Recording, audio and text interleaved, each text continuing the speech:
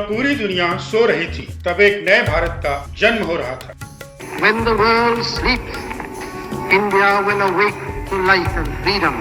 लेकिन एक सवाल जो आज भी रेलेवेंट है, एक देश को असली पावर किस चीज से मिलती है? क्या गन से, आर्मी से, डिप्लोमेसी से, या फिर साइंस का वो इनविजिबल पावर जो दुनिया को हिला कर रखती? इमेजिन एक ऐसा भारत जहां एनर्जी की कमी न हो, जहां हमारी सुरक्षा इतनी मजबूत हो कि कोई दुश्मन हमारी तरफ आंख उठाकर भी न देख सके। ये सपना देखा था दो महान व्यक्तियों ने, लाल बहादुर शास्त्री और डॉक्टर होमी जहांगीर भाभा। लेकिन उनकी ये जर्नी आसान नहीं थी। कॉन्स्पिरेसी थियरीज, अचानक मौतें और अंतरराष्ट्रीय पॉलिटिक्स के बीच ये कहानी आज भी रहस्य बनी हुई है। तो चलिए डाइव करते हैं इस कहानी में जो आपको सोचने पर मजबूर कर देगी। लेकिन इससे पहले अगर आपने हमारा चैनल सब्सक्राइब नहीं किया है तो सब्सक्राइब करें। 1945 में जब हिरोशिमा और नागासाकी पर एटॉमिक बम्स गिराए गए,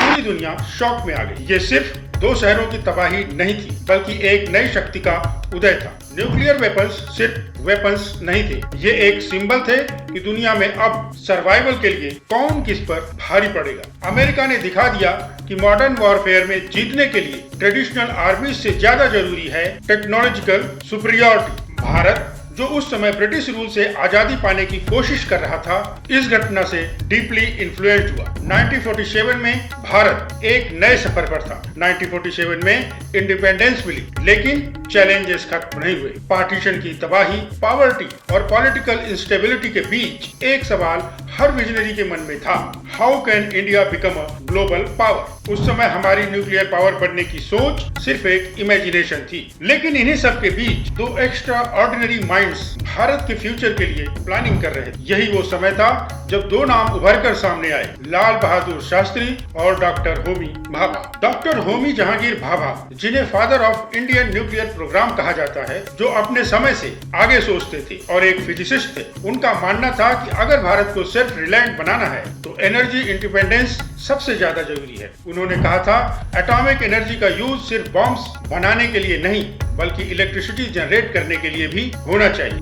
The immense concentration of atomic energy has made possible other developments whose immediate results have been less happy. उनका सपना था एक ऐसा इंडिया जहां थोरियम बेस्ड रिएक्टर्स जो न केवल क्लीन एनर्जी प्रोवाइड करें, बल्कि ग्लोबली भारत को एक लीडर के रूप में स्टैब्लिश करें। उन्होंने थोरियम को ही क्यों चुना? क्योंकि थोरियम भारत का हिडन ट्रेजर है। थोरियम यूरेनियम से अलग एक रेयर और सेफ रेडियो एक्टिव मटेरियल है, और सबसे बड़ी बात कि भारत के पास थोरियम का भंडार था। दुनिया के 25% थोरियम रिजर्व भारत के पास थे। ये हमारे देश के लिए एक गेम चेंजर साबित हो सकता था। और डॉक्टर भाभा के लिए थोरियम सिर्फ एक रिसोर्स नहीं था, बल्कि थोरियम को वो एक अपॉर्चुनिटी की तरह देखते थे, जिससे एक इतिहास लिखा जा सकता था। उनका सपना सिंपल था, एक ऐसी 3 stage nuclear energy programme design करना जो थोरियम के पोटेंशियल को मैक्सिमाइज करे। इन्होंने टाटा के साथ मिलकर Tata institute of fundamental research बनाया, जो भारत के न्यूक्लियर एम्बिशंस का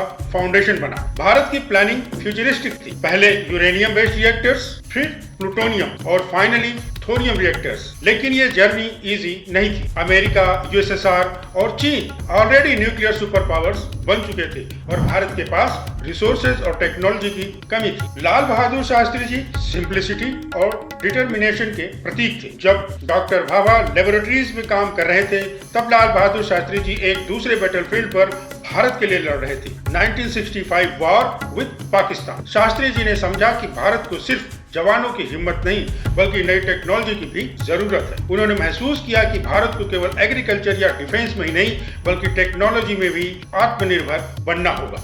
तलवार की नोक पर या एटम बॉम्ब के डर से कोई हमारे देश को झुकाना चाहे, दबाना चाहे, ये देश हमारा दबने वाला नहीं। 1965 के इंडो पाक वॉर के दौरान शास्त्री जी ने देखा कि ट्रेडिशनल वॉरफेयर में हम भले ही जीत गए, लेकिन फ्यूचर वॉर्स हाईटेक हों। उन्होंने डॉक्टर भाभा को पूरी सपोर्ट दी और कहा, हमें एक ऐसी ताकत चाहिए जो न केवल हमारी बॉर्डर सिक्योर करे, बल्कि हमें दुनिया के सामने स्ट्रॉन्ग पोजीशन में रखे। ये दोनों लीडर्स भारत के नई पहचान के आर्किटेक्ट बने। एक तरफ भाभा साइंटिफिक प्रोग्रेस की बात करते थे, वहीं दूसरी तरफ शास्त्री जी आत्मनिर्भरता और देश की सुरक्षा की बात करते थे। शास्त्री जी और भाभा के एफर्ट से 1965 तक भारत ने अपना पहला न्यूक्लियर रिएक्टर अप्सरा सक्सेसफुली स्टैब्लिश कर लिया था। इसके बाद साइरस रिएक्टर आया, जो रिसर्च पर्पस के लिए बनाया गया था, लेकिन असली मकसद था न्यूक्लियर वेपन्स का डेवलपमेंट। डॉक्टर भाभा ने इंटरनेशनल लेवल पर ओपनली अनाउंस किया